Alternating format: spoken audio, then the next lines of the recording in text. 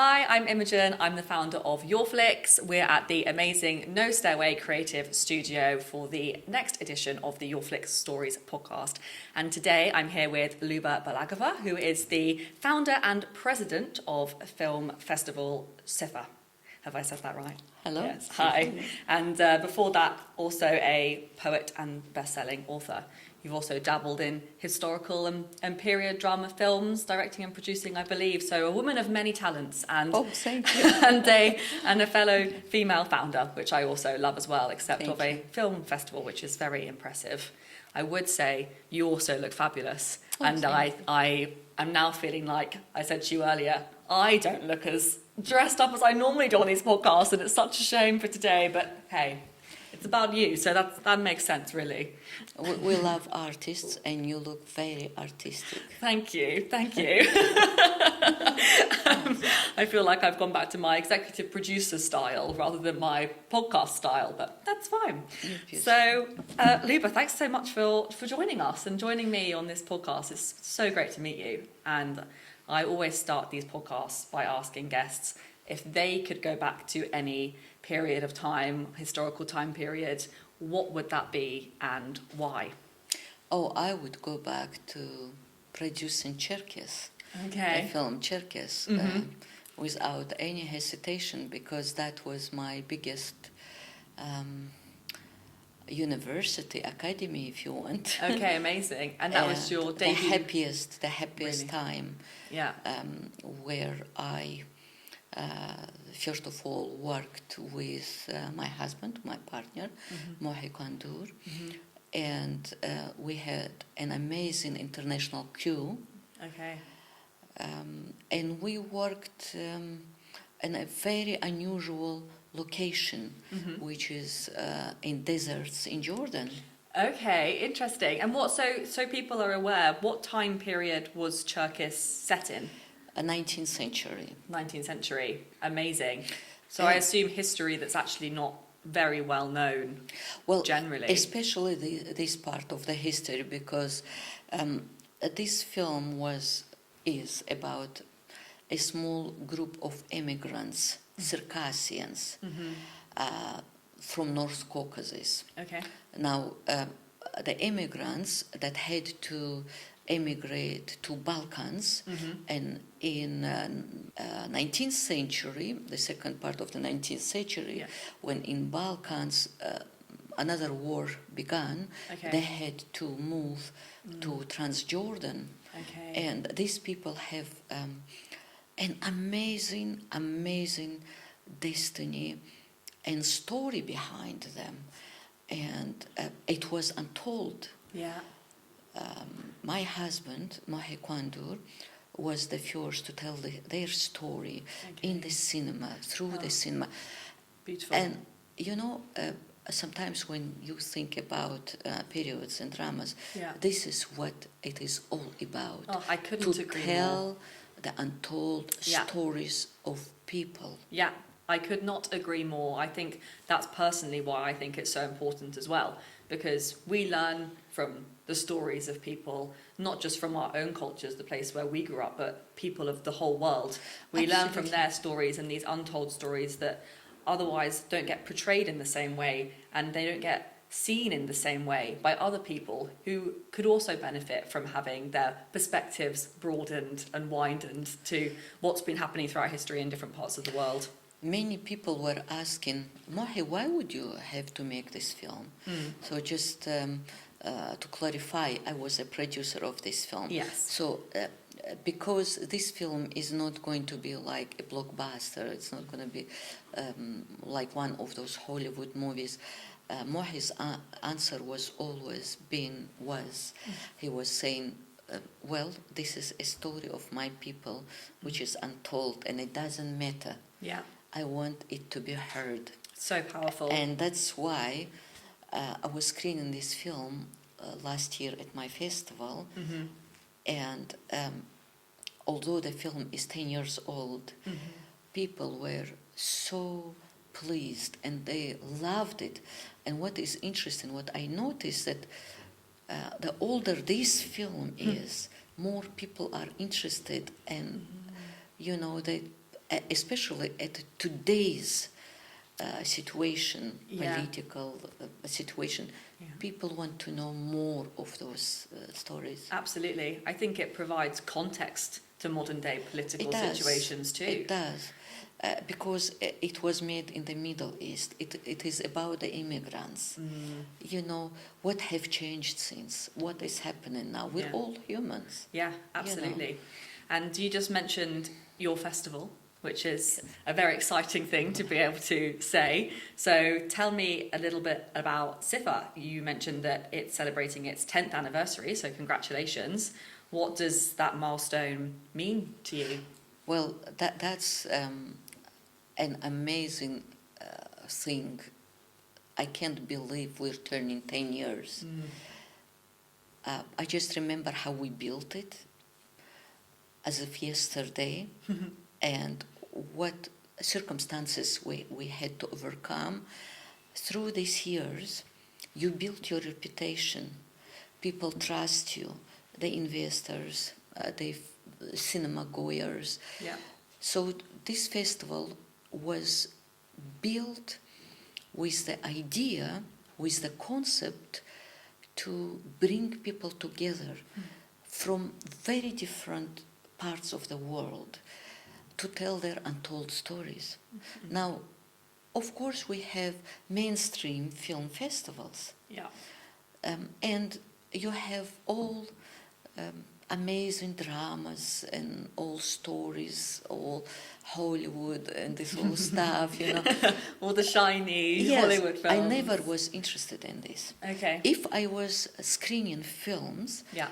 by big mainstream filmmakers, only because I wanted the independent filmmakers who attend with their films our festival to learn, to connect with them to see these independent films, because we were bringing to the board of our jury very big names. Okay. So that was sort of helping them, Yeah. you know, which worked.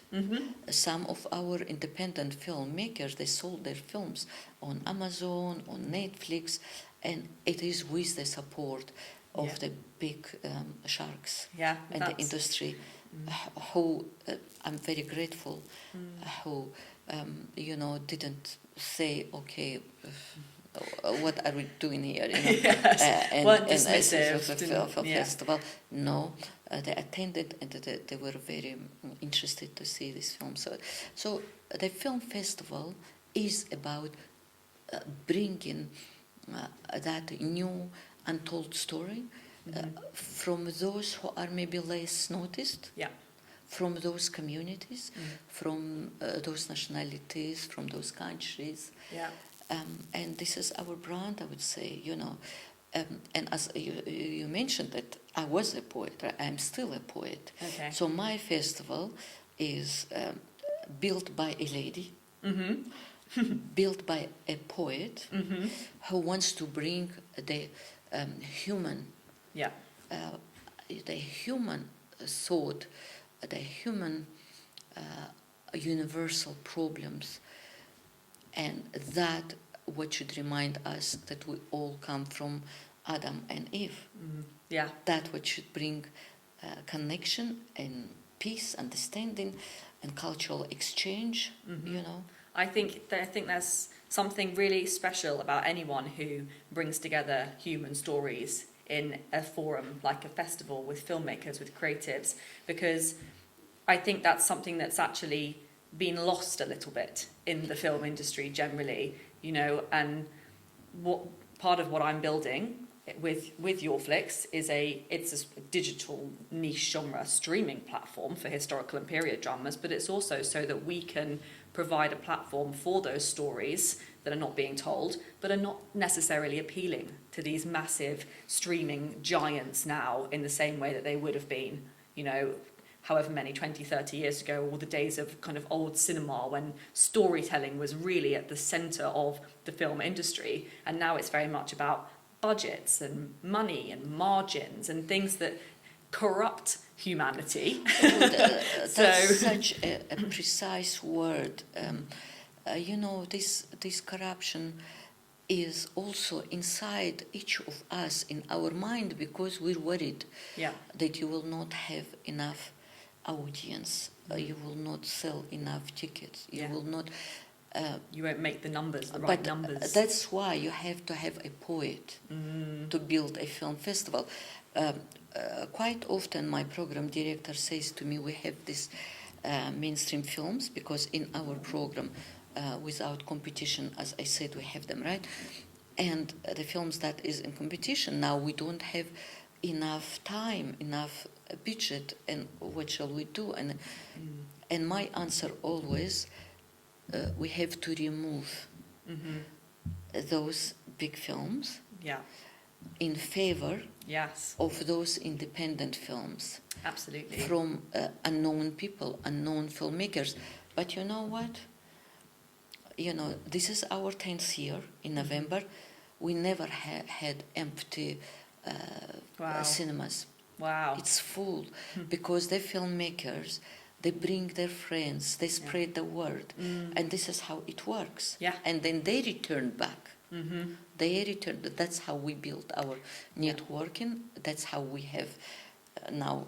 Yeah. I can say that we started maybe from 100, and we grew to 1,000, Wow. thousands Yes. even. Yes. So that's a beautiful thing, you know, to see how your festival grows and that you actually say something what is not said and what is not noticed by others. Yeah, absolutely. Well, I think in that way it has a beating heart, and that's what brings a community together and makes what you're doing worthwhile. And I think in the same way that that's happening with festivals, there is a shift that needs to happen in the market and the industry. And my background is as an executive producer, but I was in sales and acquisitions before that. So I've kind of been on the slightly ickier, more horrible side of what that can mean as well, where I've had to assert creative control because that's what commercial partners wanted. And those things that never really sat right with me. And I think as I've got older as well, I'm getting much more and more passionate about bringing back a beating heart of the industry. That's and making amazing. sure that filmmakers who are being pushed to the sides more often than not at the moment actually have a space to create and to build their craft and to have their stories being told that aren't being pushed because of the favour towards these massive, 10,000 action films with whoever in it. Yeah. I want to compliment on that because you said the word passion. The festivals and any projects, any creative projects, I know that we live not in an easy world. I know we have to pay our bills, but the passion that we have for something unique, we shouldn't forget that we are human beings. And yeah, you can make millions, billions, but what remains is that you made that voice to this filmmaker or to that artist. Yeah, absolutely. And like you're saying, I mean, you mentioned Adam and Eve, and I think it's kind of the same across a lot of different cultures as well, which is that human beings are connected, whether you take it kind of religiously or scientifically or whatever gauge you come at the human experience from. I think what we miss now as humans is the interconnectivity that we have. And like you say, helping another filmmaker, making someone else's voice able to be heard, that is really the beauty of human experience, I think. Being able to help and elevate others because we are connected. And I strongly believe that if you can go throughout life, providing platforms for people, giving people voices, giving people opportunities to be heard, it makes your own life richer as well in a non-monetary way. I want to know what happens with the girls in Afghanistan. I want to know what happens with girls in Iran, right? And sometimes they come. We have a name now, Yes. which is great. Yeah. So the email. I don't know how. I mean, the word is spread. And this is how your reputation is built as well. So they come to me, they email me to not to the festival email, but directly to my personal email, which I'm not hiding. Wow. and they say we cannot pay for this. We don't have a budget, and we don't have we don't even have a way to pay by card, because of the sanctions and other things. But I want to see it, right? And people like me, I want to show this. We have BAFTA members, so of course they all have free corridors, and at the end, our account is very poor, but Your the festival accountant is phoned you and says, very "What are you rich. doing?" And when you discover one film, for example, last year, these all films are on my website. Maybe you will put later. I don't know. We can absolutely do that. So people can see what sort of films. Just to save this Iranian girl who was very brave, went to this place, made a film about ladies whose husbands leave them after they have children, and they have and these little boys, girls, they know they have a father. They saw them, but these fathers left to another younger women, and this whole situation, how no control, no morality. And this girl who was filming this was risking, was hiding, and how you will ask her to pay for her entry to the... All you can do, really, you would hope that all anyone would want to do is support her bravery, but you'd be surprised. She, of course, won the best documentary, and we put interview with her on our website, so probably so this is what our festival is about. Now you will not see this on news or on some program, because what are news about? The media is about for what is happening today in more important things, because they also have a schedule, etc., right? With my journalist background, I know that, you know that. But then in the festivals like SIFFA, Independent International Film Festival, you will watch a little film which will tell you all about that part of the world. Which actually has so much meaning. Which has so much. It will explain you everything about yourself, about your world. It will change your conscience. You will compare yourself with that girl, and you will re-evaluate your values. Absolutely. If I can say. Yeah, I think and this terminology. No, it's exactly right. Yeah, it makes you reevaluate your perspective on things. And I can say, as someone who I've grown up solely in the United Kingdom, and it's something that's always really bothered me and annoyed me that we don't get exposure to these kinds of stories in the mainstream news. If I turn on my news, I don't want to see another man talking about something that's actually just really a bit upsetting, because no one's actually got the intelligence to figure out that what they're saying is not important, and it's all this highbrow, high-level stuff that's meaningless. And it's the stories like the stories that you just told that actually mean something for the human experience and actually make people question who they want to be and what energy they want to give out into the world, and who they want to support. And what is the world we live in? This is part of our world, right? Yeah, exactly. Somebody very famous said, nobody will run out of this earth, right? So we're all, as I said, from Adam and Eve, and we're all part of each other. Now, I know that game films, games, this all sort of things, computer, these are all very popular.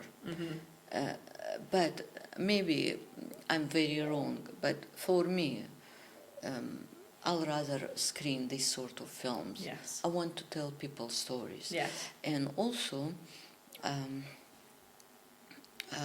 if I can say so, humanizing. Yes. Right? Absolutely. Humanizing. And that's what makes me and gives me the strength to say that SIFFA, as Independent International Film Festival, brings a lot to the British international culture.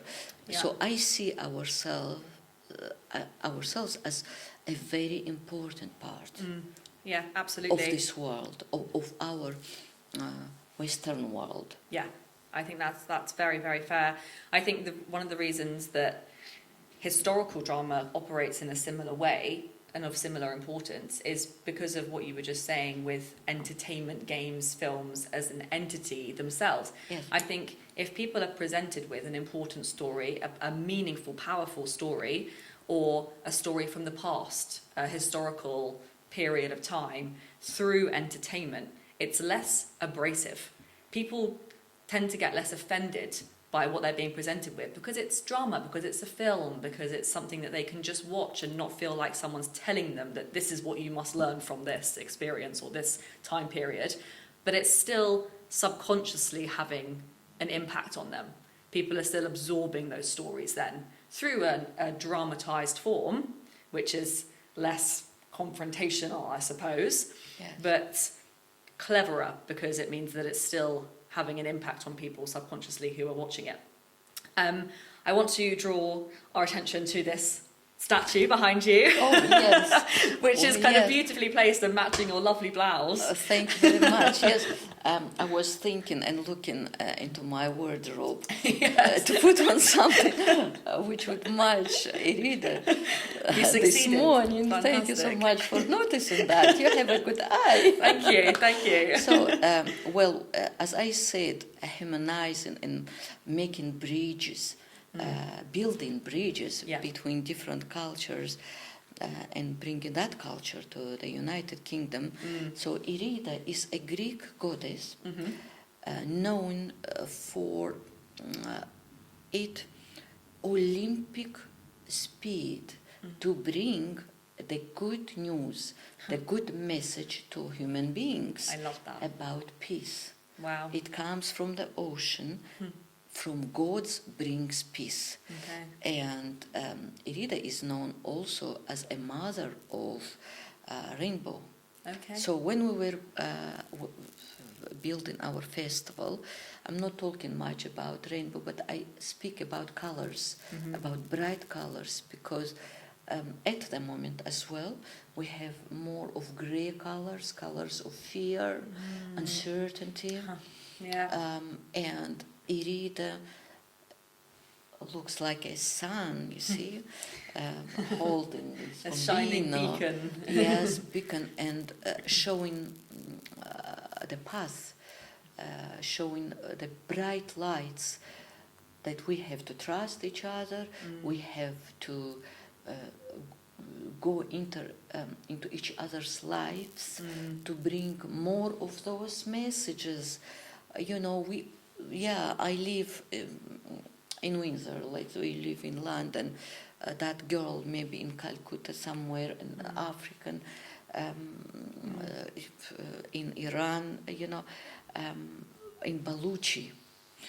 But that we here take into our hearts those old stories, and we're trying to change the world, you know, by telling these stories, by waking up more people, as you said, subconsciously, consciously, you know, to turn, to let our children learn about the world. It's not about what you see on the surface, to make them more humans, to feel more, and to achieve peace on every corner of the world. I mean, I very much believe in a democratic foundation of Britain. I do believe it. I truly believe in that, and that's why it is very important for me to maintain this festival in the United Kingdom, to grow it here. And this is my job, you know, to do the world a better place, and Irida helps me. Irida is given to best films. We have 15 categories. They are quite classic, but on top of that, we give one e-reader to Amazing. to somebody who had an extraordinary destiny in filmmaking, or for peace, or a President Award goes to the filmmaker who actually showed in his film the main important concept of the festival. Okay, got you. I mean, I love it. As an emblem, I think it's really powerful. And it's also a lady, And it's a lady. And I believe that they are the ones to bring peace. Yes, absolutely. Well, yes. Cheers to that. I think the messages that we can also draw from, you say it's Greek mythology, so the messages that we can draw from the past in that way as well are really important. And there's so much foundationally of our culture globally that comes from these kinds of stories, or you can draw from these kinds of stories that do ultimately bring people together, because it transcends international boundaries. And everything that you just said, I think, is just really amazing to hear, and not things that we hear enough at all. Thank you so much. And so the last thing I kind of wanted to touch on is, because I know it's important to tell our stories as part of these interviews and these podcasts, and we've just connected a lot about what storytelling can mean for people's lives and interconnectivity. So I would love to know, before we wrap up, about the story of SIFFA in terms of your personal experience. I know it's not been without adversity. I know that there's been obviously the global political situations, and also you mentioned your husband in the past tense. So I wonder if you want to touch on that, and kind of how that then makes it personal to you as well in your story. Very much so. Very much so. I should say that we survived the COVID. Mm-hmm. We weathered it. We survived political, there is a word for it, turbulences. Turbulence, yeah, absolutely. Now, still the turbulence, but who I want to praise here and to thank is my husband, Mohy Kandour, who is not only my partner. He was a Hollywood filmmaker with a lot of international experience. He made films for the French Téléhachette, for BBC World. He had this old documentary series. Who was really a genius, that Mohy, who was a composer as well, was making. Imagine he worked in the team of Bonanza, Mannix, in old Hollywood. So you can imagine what experience he brought in, and that is the quality of the festival. Yeah. Of course, the heart, maybe the brain. The brain. He used to say, I am the soul and the heart, and he was the brain, because I never could calculate. Sure. I never, but the quality, and also to survive when I had doubts, when I had fear. I'm just a girl. I was just a girl. Just a girl. We're just a girl. I'm a founder and the president and director of a film festival, but just a girl. And he believed in me when the world was uncertain, when really, when I was stuck. And today, very much I feel him. And today, when I ask questions to myself, what is our next step? I hear Mohy's voice. He says, go ahead. So please do join us in November for our 10th anniversary. I would love to be there. And I mean, I've got the utmost admiration for you and for Mohy, and think that what you've built is really incredible. And it's been such a lovely conversation. I'm so glad that we've been able to have this Thank you so much. Appreciate it. Thank you for having me. Not That sure. was lovely. Thank you.